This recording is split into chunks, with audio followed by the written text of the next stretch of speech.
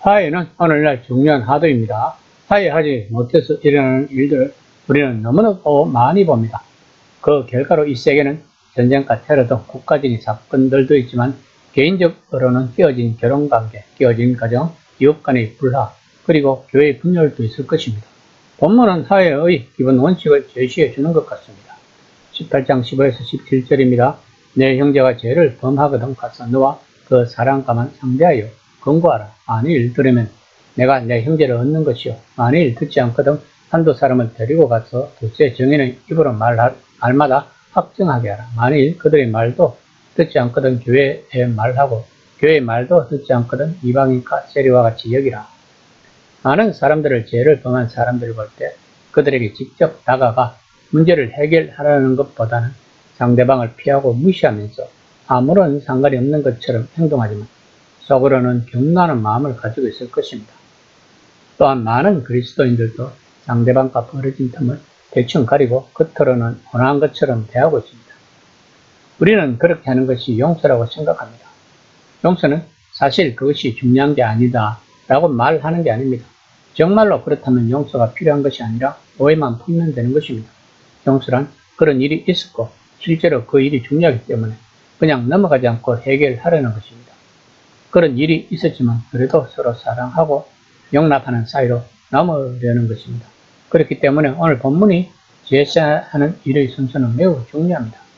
먼저 가서 상대 당사자를 1대1로 만나라고 합니다. 이는 용기가 필요한 일입니다. 그리고 기도와 겸손도 필요할 것입니다. 그렇게 해서 해결이 된다면 참으로 다행일 것입니다. 예수님은 형제를 얻는 것이라고 표현하십니다. 정말로 그럴 것입니다. 화해는 서로를 본래의 관계보다 더 돈독하게 만들기 때문입니다. 그러나 그것으로 해결되지 않으면 생각도 하고 기도도 해본 후에도 여전히 해결해야 할 잘못이 있다고 확신한다면 한두 명을 데리고 함께 찾아가라고 예수님은 말씀하십니다. 이는 증인에 대해서 말하는 구약의 율법과 상관이 있는 말씀입니다. 또한 그것은 현명한 방법이기도 합니다. 자기는 자기가 잘했다고 생각하고 있었는데 제3자가 객관적으로 판단할 수 있기 때문에 자기의 잘못을 이야기해 줄 수 있기 때문입니다. 그래도 문제가 해결되지 않으면 교회에 말하라고 합니다. 그러나 예수님이 염두에 두신 것은 아마도 소규모 혹은 셀 단위의 모임이었을 것입니다. 예수님을 따르는 자들이 몇몇 모여서 예수님이 가르쳐 주신 기도하고 예수님이 가르침을 서로 상기하면서 실천하려 노력하고 회복된 하나님의 백성으로 작은 단위의 지역 회정으로 활동하는 소규모 집단일 것입니다. 당사자끼리 직접 대면하고도 해결되지 않은 문제를 들어주어야 할 것은 바로 그러한 모임인 것입니다. 그 다음이 가장 어려운 부분입니다. 그렇게 했는데도 여전히 받아들이지 않고 화해하지 않는다면 그 사람은 주방한 것으로 간주해야 한다고 말씀하십니다. 바울도 고린도전서 5장에서 이 문제로 실험을 하고 있는 것을 볼 수 있습니다. 이 어렵고도 큰 도전과 함께 예수님은 놀라운 약속도 주십니다.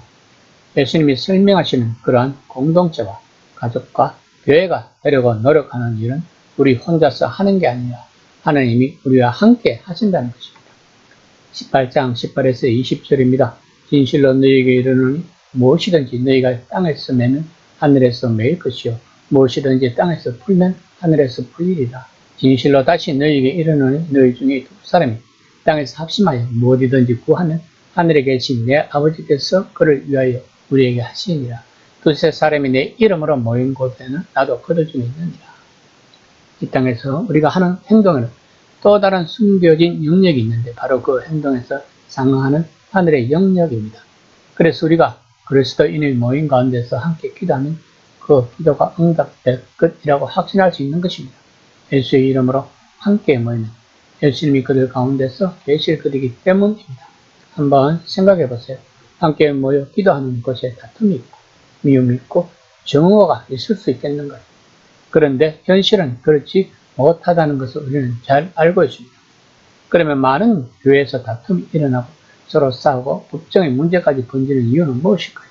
그들 안에 예수님의 사랑의 마음이 없어서 그런 것일까요? 예수님은 분명 두세 사람이 함께 모이면 예수님도 그들 가운데 계신다고 했는데 우리는 오늘 본문 말씀을 진지하게 받아들여도 화해는 여전히 힘들 것입니다. 그래도 희망을 가지고 상대방에게 먼저 다가가서 잘못을 지적할 수도 있고 또한 상대방에게 먼저 손을 내밀어 화해할 수 있는 희망을 가질 수 있도록 오늘 말씀이 보존이 되었습니다. 이 시간 나는 화해를 어떻게 하고 있는가를 한번 생각해보는 시간이 되었으면 합니다.